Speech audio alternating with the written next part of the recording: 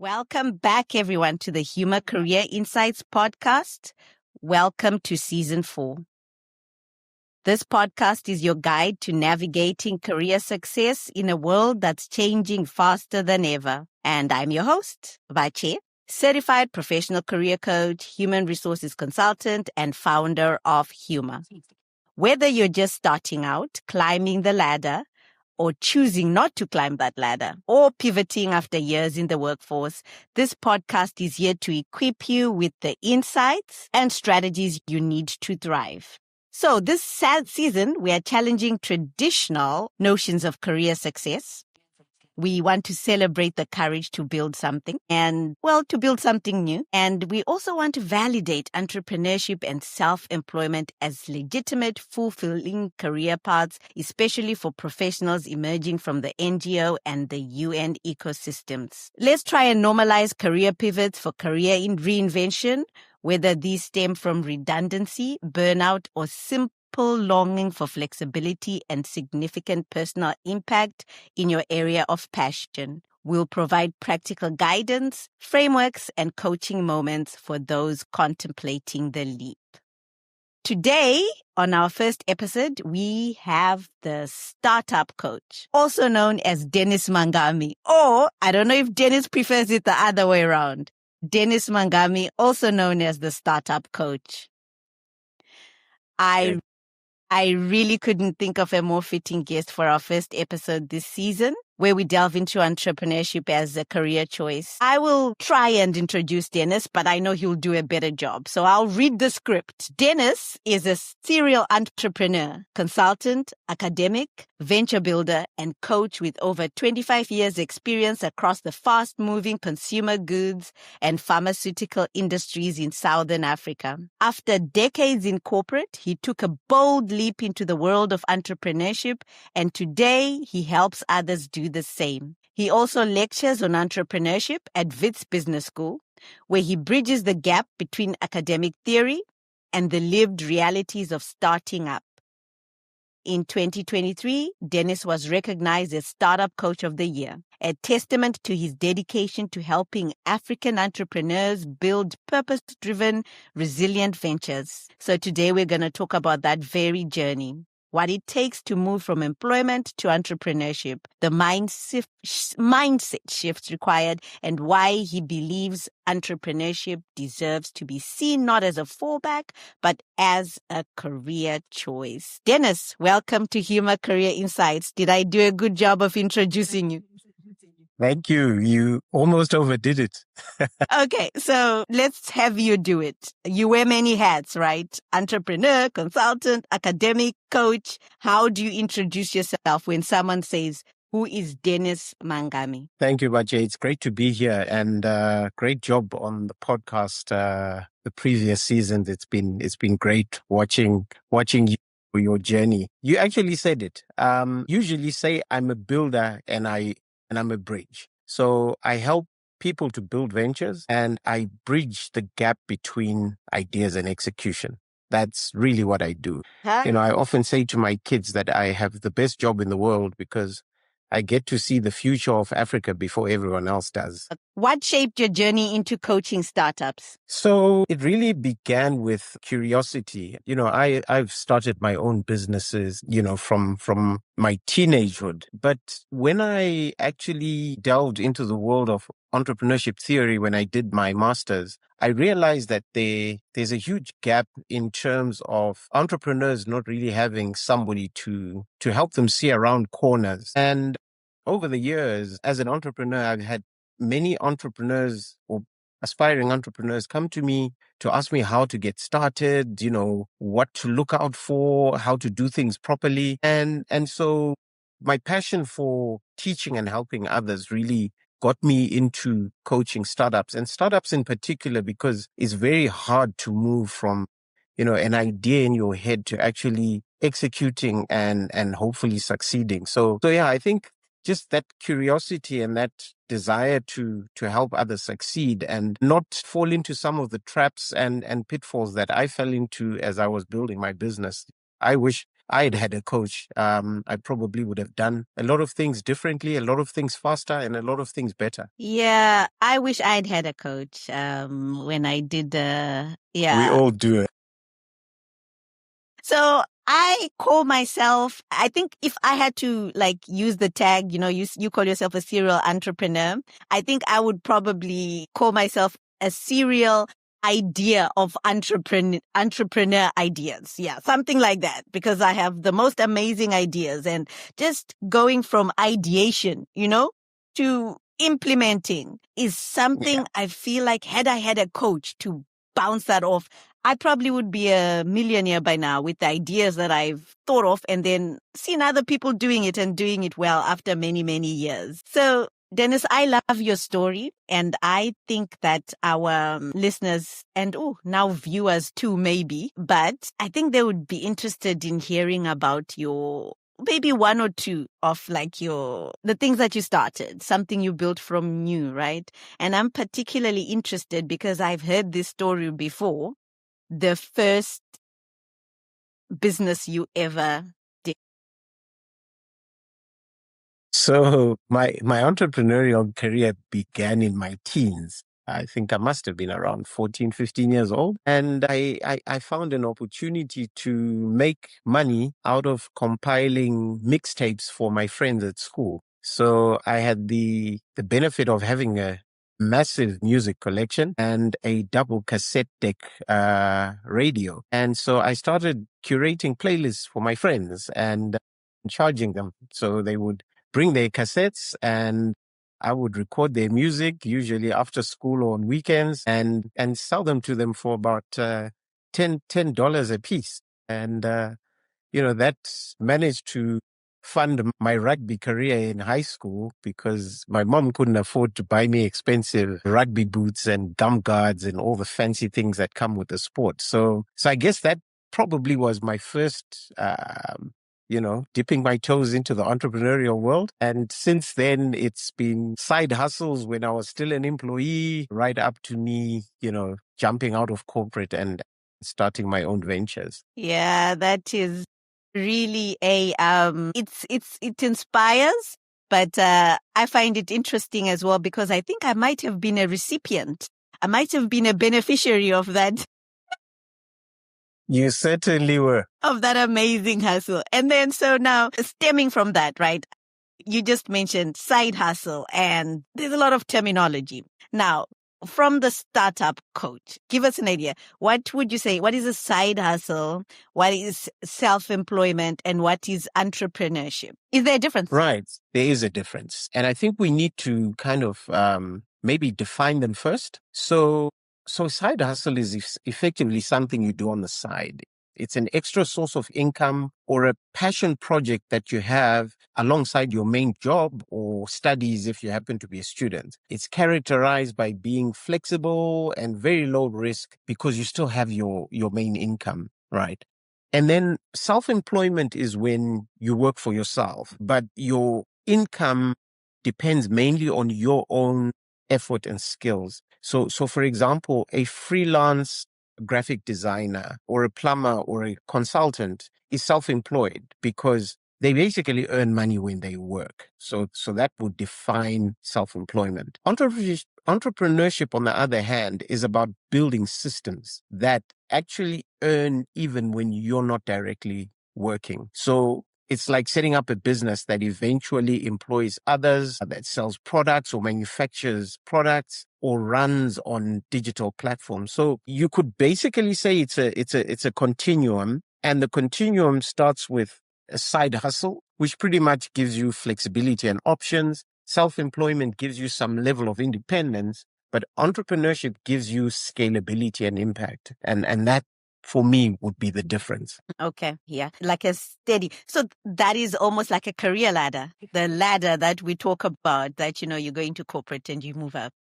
It's pretty much like that. Your side hustle can eventually become an entrepreneurial venture. And I've actually seen it live with some entrepreneurs who started, a hobby, which ended up becoming self-employment and now is a thriving business. Is the difference in employing people or being bigger, or for humor, for instance, to be able to move along without me there?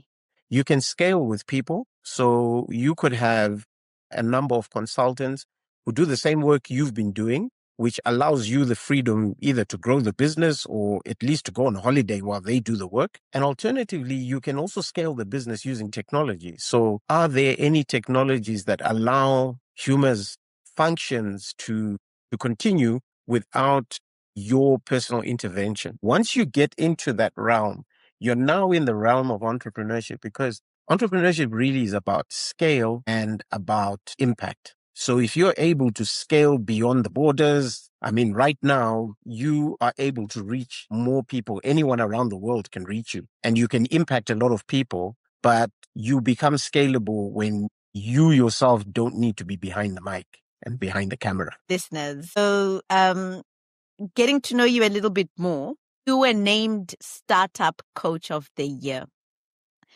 2023. Congratulations. Thank you. How did you come up with that name? I remember seeing it and thinking, wow, that's fantastic. How did he even come up with that name? So, yeah, I actually didn't really come up with the name, but I started hearing it a few times when I was being referred to by people. I had kind of just started really formally coaching entrepreneurs, and they were like, yeah, I mean, that's Dennis, the startup coach. And I didn't have a name for the consulting firm at the time. And it kind of stuck. I decided to embrace it and build a brand around it. So the startup coach became not just a title, but it's now a platform. It's a space and the entrepreneurial community together to develop entrepreneurs in Africa. So our tagline is actually transforming Africa one entrepreneur at a time. That's how the name came about.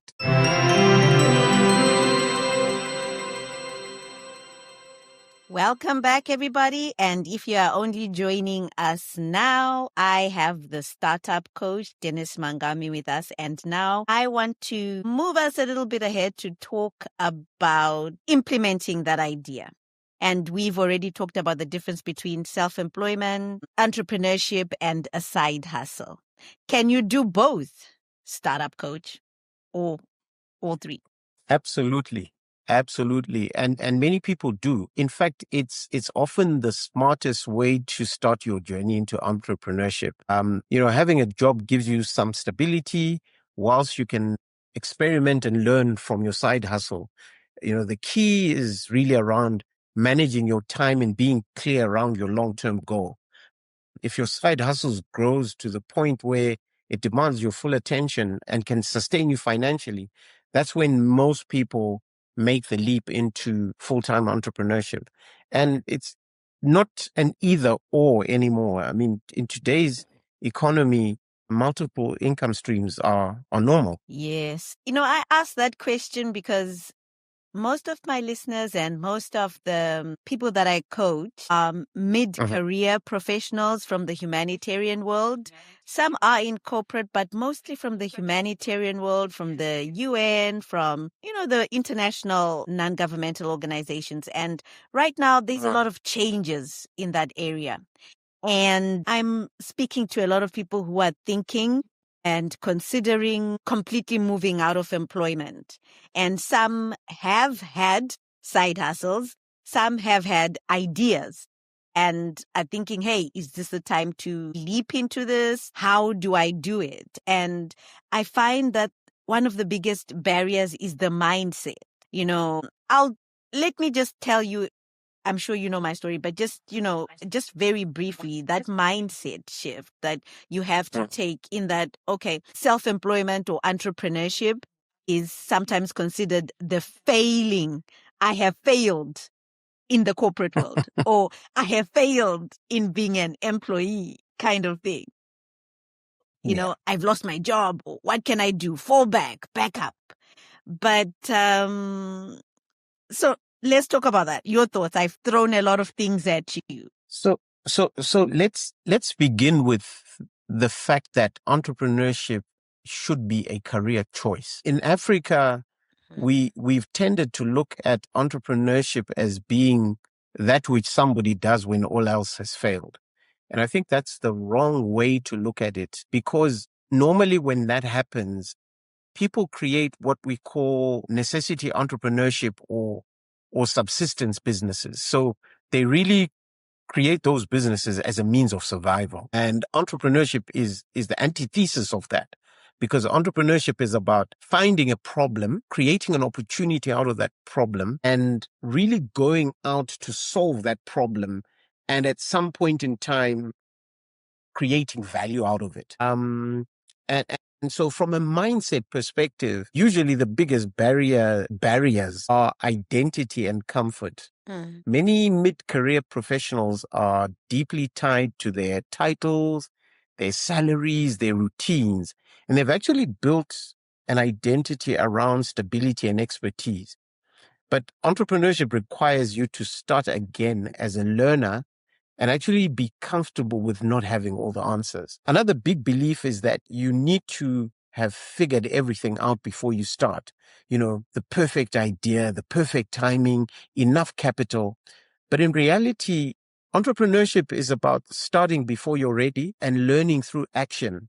And so the mindset shift is from security to experimentation. I often say entrepreneurship is literally building the plane as it flies. I don't know if I like that imagery, because when I'm on that plane, I want to make sure that it's been built to stay up until we need to come down.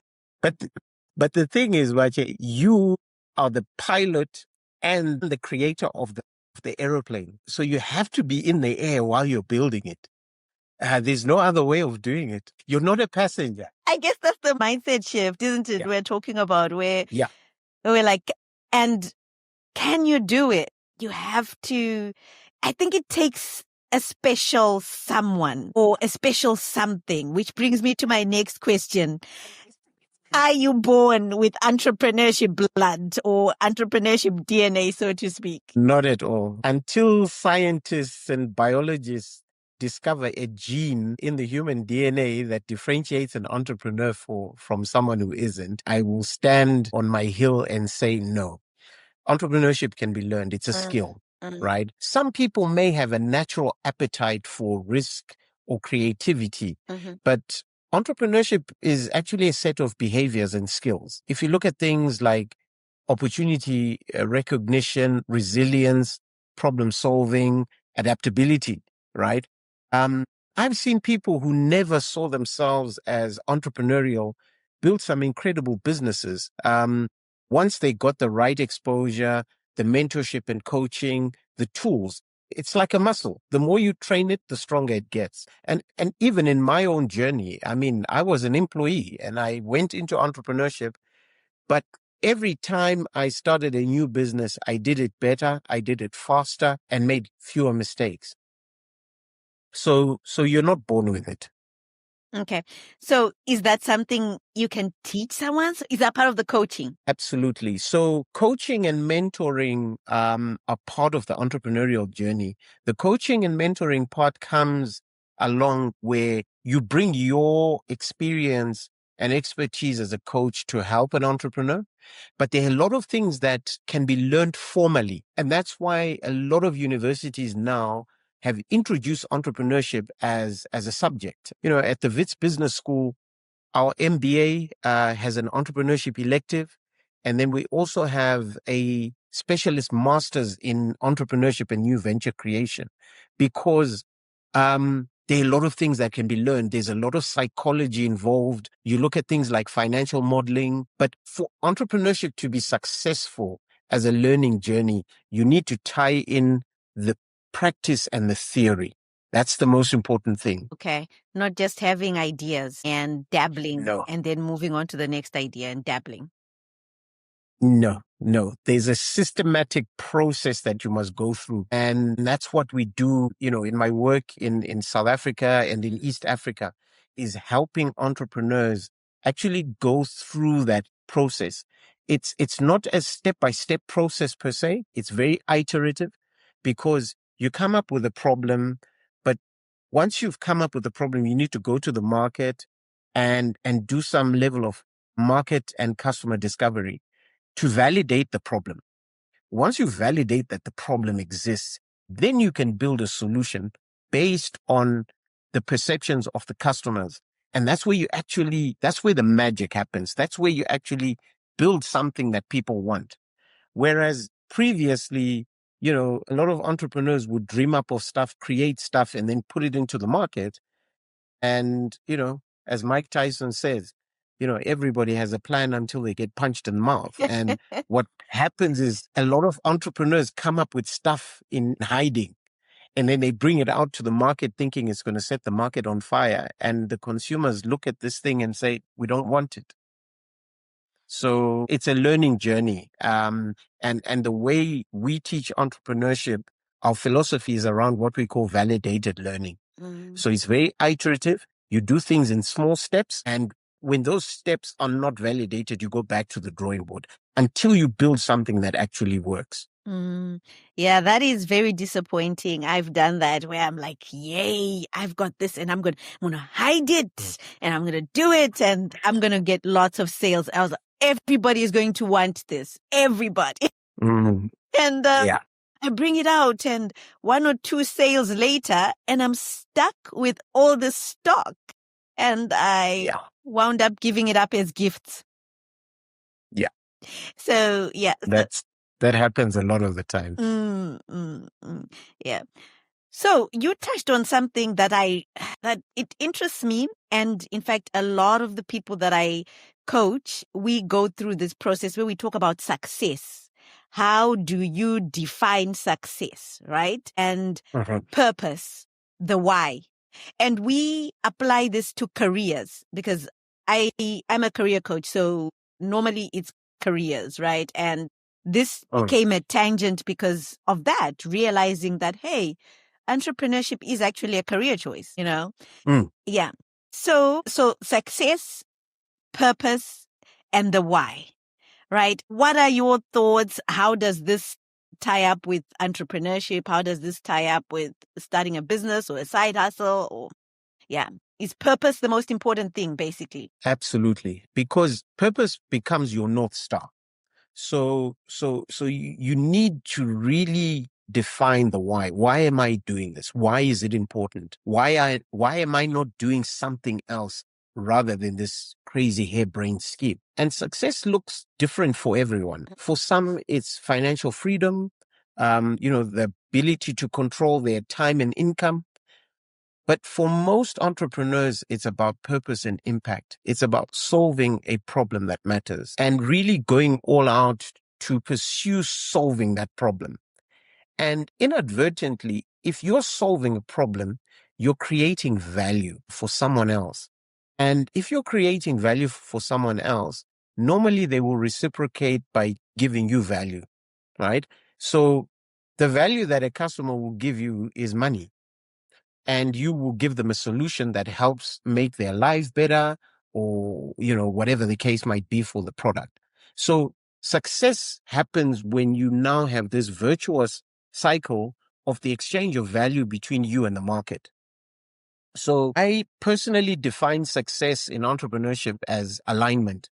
When your work, your values, and your lifestyle are all in harmony. Money is important. Absolutely. Don't get me wrong. It gives you options. Yeah. But purpose gives you direction, right? And without purpose, the money alone rarely feels fulfilling. Honestly, I find great fulfillment in the work that I do simply by looking at how far some of the young people that I've helped have come. And I'm like a proud father of over 200 startups because I've just been witness to their journey and I've been rewarded in the process financially. But, I think the personal fulfillment far outweighs the financial gain. Okay, 2 things there. You were in corporate and you leaped into entrepreneurship. Was there a time you actually quit to run your own business or quit to follow your own purpose? And what steps did you take? Right. So the first time I left employment, it was more of not really having great options left within corporate. At that time I was working in Zimbabwe, there was hyperinflation and the economy was just terrible. And I took a decision to pursue an opportunity.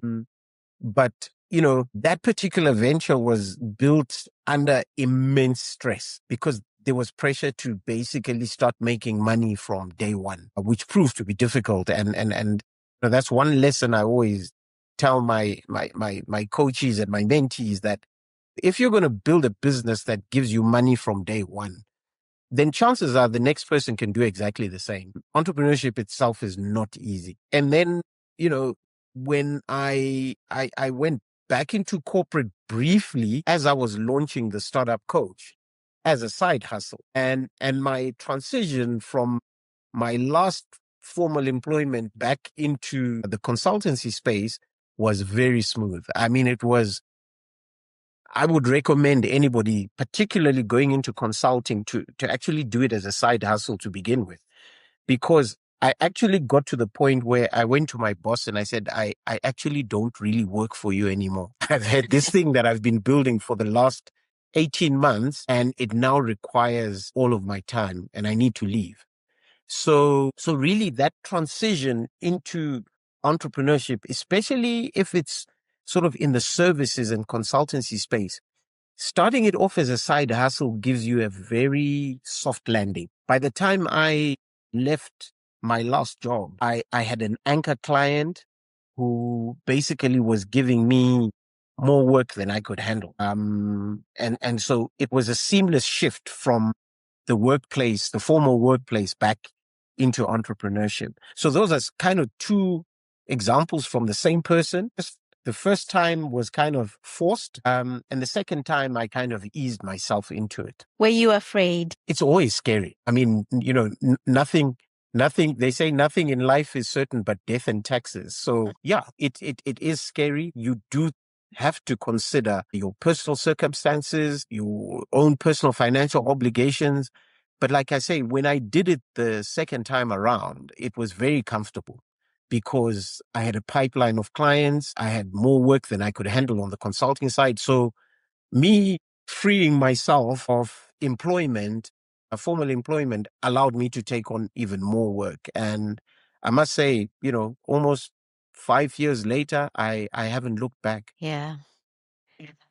Back to that fear, hey? Always the most, I think the greatest things come out of getting over fear. You mentioned that you've coached about 200 startups? Well over 200, yeah. Now, what common misconceptions do you still hear about what entrepreneurship should look like? So there's a big misconception, particularly these days, that entrepreneurship is all about these tech startups. We keep hearing about fintech startups and edtech startups and agri-tech startups. And all of that is also linked to venture capital. So often people think if you're not building the next Uber, or the next Airbnb and raising millions, that you're not a real entrepreneur. But entrepreneurship is much broader. It's running a bakery. It's launching a social enterprise. It's developing a niche product that services a particular clientele. Goals can be very different. And it goes back to your earlier conversation about the why. Because sometimes the why is somebody really has come up with a great solution and they want to give it to the world. So that entrepreneur is looking for scale, right? But another entrepreneur is saying, I want to bring about social change and make people's lives better. So the profit motive for that entrepreneur is not as high as the previous one I mentioned, but they still make impact. So entrepreneurship should not just be looked at from, what we see on social media when you see these founders raising millions and hundreds of millions and billions from venture capitalists. That is not the only form of entrepreneurship. Brilliant businesses being built that are not funded by venture capitalists. They are angel funders, family offices, private equity, even crowdfunding. So that's one misconception around entrepreneurship. On the other scale, the other misconception is that entrepreneurs live glamorous lives. And again, the media hypes up these things. In reality, It's messy, it's uncertain, it's humbling. You will meet your true self when you go into entrepreneurship. These highlight reels that we see on social media don't show the late nights, the rejections, the pivots that take place behind the scenes. They only show you the good side, or the easy side rather. Yeah, the easy side, because even like being in self-employment, the number of hours I work, we talk about flexibility, right? Yes, the flexibility is there, but to an extent, because the late nights are incredible. Sometimes you want to fit in, like, your kid's soccer match or something, right, during the day. So you shift things around so that you are working through the night to get that free moment. Whereas sometimes you think maybe being an employee is easy because you can just take a day off and go to the soccer match. Yeah. But I wouldn't trade the opportunity to manage my own time for anything. I've been an entrepreneur for the better part of my kids' lives. So really, it's allowed me to be there and to be present, because I could do a lot of stuff after hours. Whereas when you're in employment, your contract says 9 to 5. And so if your little bundle of joy has got a theater performance at midday, you might not be able to make it. So those are some of the benefits of having that flexibility. Okay.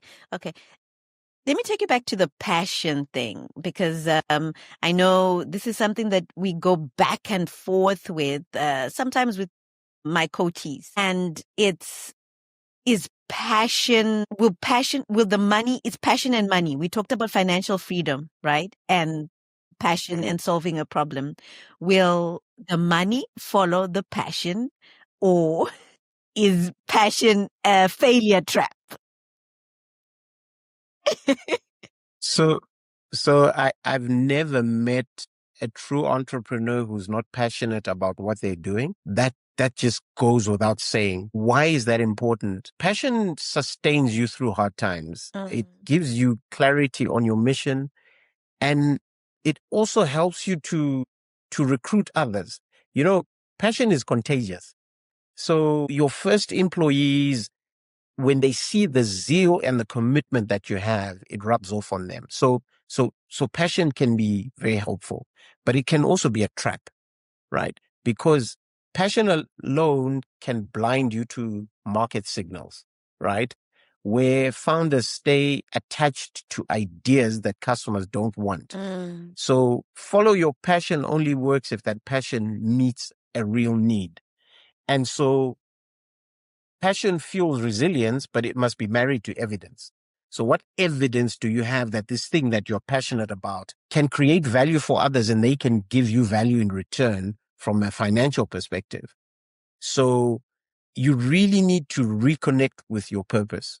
So I always help founders, entrepreneurs, by revisiting the original problem and the impact they wanted to create, translating purpose into measurable outcomes, right? Who benefits from this and how?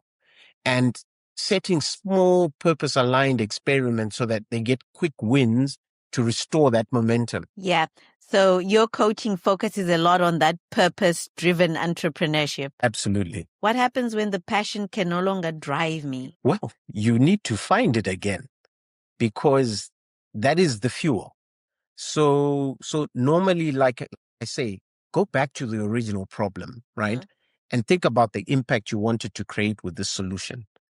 How else can you do it? And we now have the benefit of tools and methodologies that allow entrepreneurs to actually go back and change stuff. So my PhD is in business model innovation, and that's very passionate about it, because what it involves is actually looking at the opportunity that you found and trying to find a different way of solving it.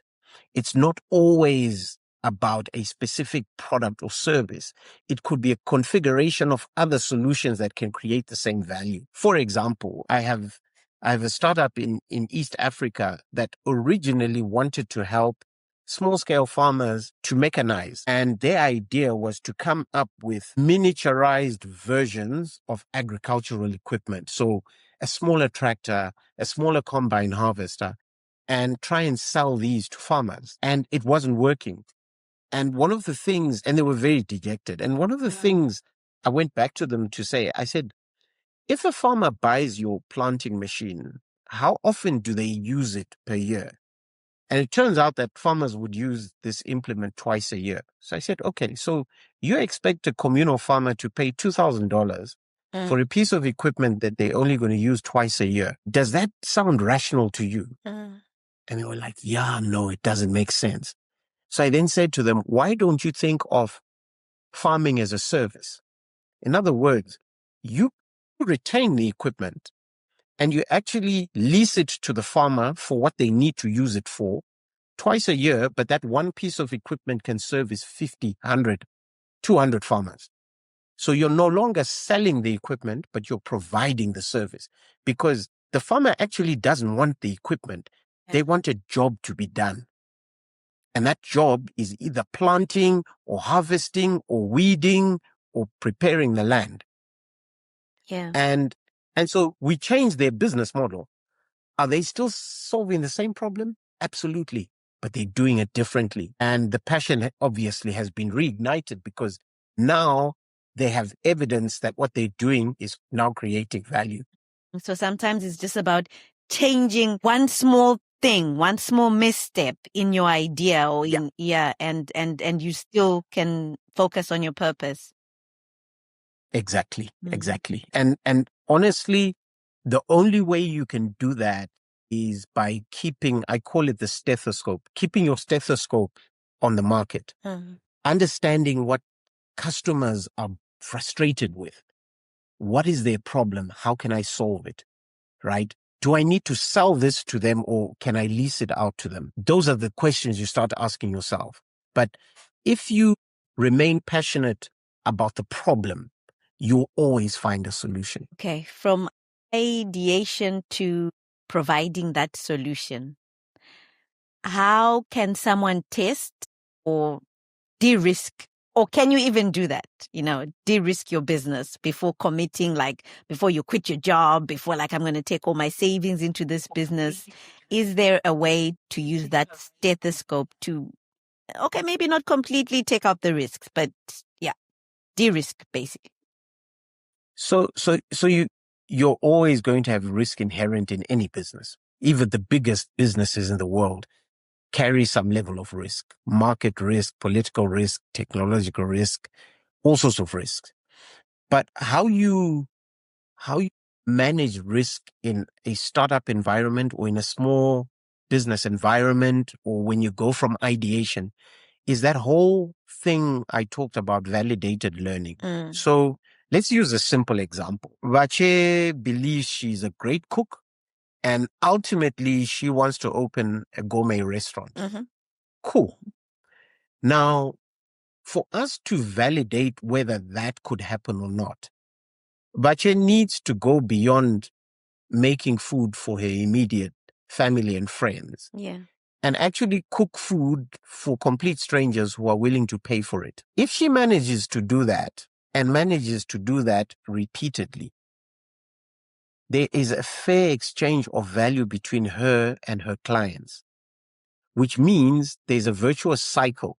So there's a business there. Now we just say to ourselves, how do we get Batje to now serve 500 plates a week instead of 20? And we can slowly grow into that before we even get to the point of saying, let's now take the risk of overheads. In other words, paying rent, buying all the equipment, employing all these people, and starting to market a gourmet restaurant. That's validated learning. And if you look at some of the most successful restaurants in the world, some of them actually started off as food stalls. And there was enough evidence that led somebody to say, you know what, I'm now going to put something together where people in their hundreds can actually make bookings and come and sit in my restaurant. Why? Because this food truck isn't working anymore. I'm missing out on an opportunity. Yeah. So those are the small experiments that you do that take you to a point where you've got enough evidence that you've got something that's surefire. So do you think, so I understand startups, there's a failure rate of, I think, between 75% to 90%, which is extremely high. Do you think it's because entrepreneurs miss that step? Yeah. In fact, one of the things when I teach, I always show this pie chart of some research that was done several years ago by Simon and Kucher Associates. And basically it was the reasons why startups fail. And the number one reason was a lot of startup entrepreneurs fail because they build stuff that nobody wants. Imagine that.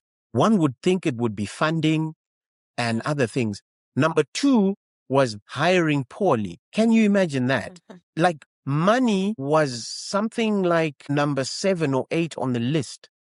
And it was about running out of money on the basis of spending it on the wrong things.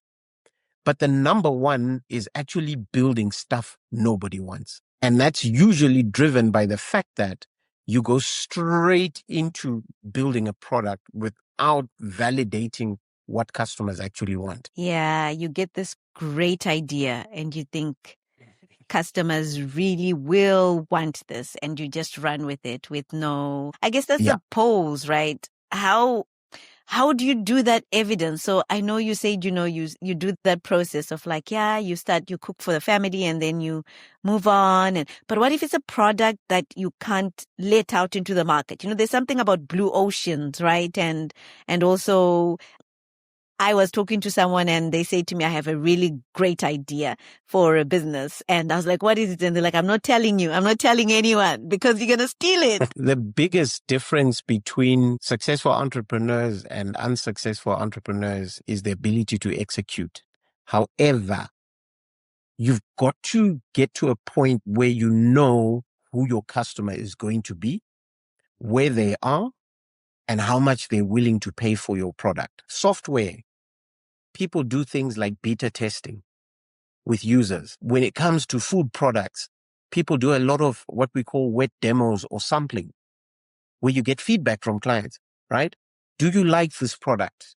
Do you like the texture? Do you like the taste? Do you like the smell? Is this packaging attractive? Does this label speak to you? All of that is validated learning. And customers will give you feedback. Somebody saying yuck to your product means it doesn't taste nice. And if you give out 50 samples and you get 40 yucks, guess what? You got to go back to the kitchen because people don't like it. Yeah. It's that simple. But I think the problem with entrepreneurs is that we are afraid to face the market. So we tend to want to be perfectionists at building a product so that we don't get rejected when we put it in the market. But unfortunately, that's what always happens. So give your product to people who need it the most in its most basic format. Let them give you feedback about what's missing from your product. And that is what we call validated learning. And I'm proud to say that a lot of my startups have followed that methodology. And it's tough. I mean, if people are interested, they must read this book called The Lean Startup by Eric Ries. And it talks about this validated learning, lean startup methodology, where you make small improvements on your product based on evidence. So you may prototype a product and give it to people for free. But the feedback that you get is worth millions in terms of you not ending up making the wrong investment decision. So, people make it sound like it's difficult, but it's not. Yeah, I was about to say that it sounds so simple when you say it, Yeah, it really sounds very simple. Yeah. But it is. Yeah, but being on the other side of being a serial entrepreneurship idea failure. Lots of my ideas have failed. I don't know if it is that simple. So perhaps that's where the coaching comes into it, isn't it? Where it's like, let's look at like that basic example that you gave of the agricultural equipment. Yeah. So that's where coaching becomes critical, in the sense that having somebody who's more experienced, who's done this before, I call it being able to see around corners, right? I've been around that corner, and when I came back, I had a black eye. So I can tell an entrepreneur not to go around that corner based on my experience. So this lessens their chances of failure, because I've seen this happen. And that's the difference with entrepreneurship and a lot of other careers, where you really do need somebody to come alongside you and give you some guidance, because a lot of the time you're doing this for the first time and you don't know what to expect. And so somebody a little bit more experienced will be able to tell you, listen, you know what, rather take the long route around this mountain than to try and climb over it, because when you get to the top, there's a sheer drop on the other side. Yeah. So and also, Batje, it's that thing about wanting to hold on to an idea and not talk to people about it. The more and more you talk to people about your idea, the better and better you refine it, because people start poking holes, not in a negative way, but they start questioning your thinking around certain things. And so what you find in my methodology, particularly when I work with cohorts of entrepreneurs that are in a group, is that they constantly present their idea to myself and to the class. And I do an initial critique, and then I open it up to the class to do a class cohort critique. And the changes that take place a lot of the time are not attributable to me. They're actually attributable to their, fellow classmates. So it's very important to share your idea. If somebody can steal your idea and execute against it, it was probably very easy. Is that the same with moving from self-employment to entrepreneurship? Can we use that same process from side hustle to self-employment, sharing your idea? Absolutely. Talk to people. I mean, when I thought about going into entrepreneurship coaching in the manner in which I do it. So entrepreneurship coaching already existed. And I had a look at, different coaching models that are used. And I even at some point in time thought of taking a coaching course. But when I looked at it and I looked at what I wanted to create, the two were at cross purposes, because as an academic, I actually believe that things can be learned, but in the entrepreneurship space, you need to marry the learning with some doing. And in the learning and the doing, you need somebody or people who've done it before to make it really work. So, I mean, if I had to count the number of potential fatal mistakes that I prevented my coaches and my mentees from committing, geez, I would write an entire book about it. But they would know better because they haven't been through it, and I have the scars to show for it. So why not help them? So that shift from employment to side hustle, ease yourself into it. And that's the time to experiment, because it's not going to be fatal. You still have your job, you still have your salary, and you can afford to iterate and tweak and change things and see what works. Yeah.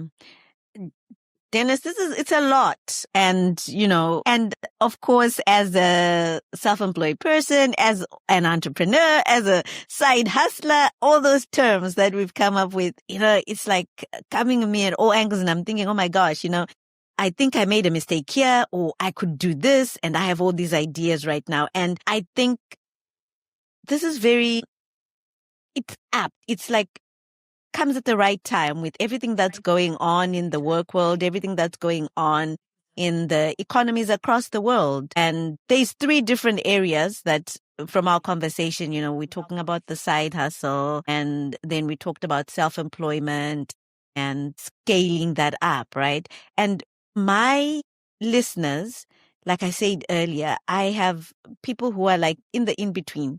Some are actually thinking of starting a side hustle with the thought of, hey, this could be what I do when I retire.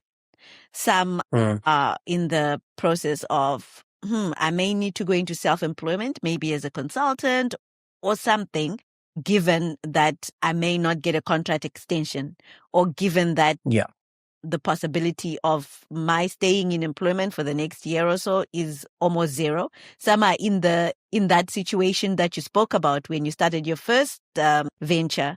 Well, your second venture, where they've actually have lost their jobs and are thinking, oh my gosh, what do I do? Yes, I'm looking for work, but I do need the financial income, right? So would you be willing to come back in another episode to talk about the different, we can go specifically into talking to people who are wanting to start a side hustle, or specifically into people who want to do both? Absolutely. I think it's an opportune time. The world is in flux. And honestly, I'm a real believer in human capital. I mean, at the core of what I do is human capital development. Coaching is and mentoring is developing human capital. And I think a lot of people sitting in their jobs have never actually taken stock of what their capital is worth. Just the amount of education and experience that they've amassed in their careers is worth a lot, but they don't realize it because they've never thought of how to monetize it. Their social network, their social capital is huge. And I only realized that when I had gone into entrepreneurship. And in fact, my master's, my master's topic was on human and social capital, because when I look back at my success, it was not because I had financial capital to start off with.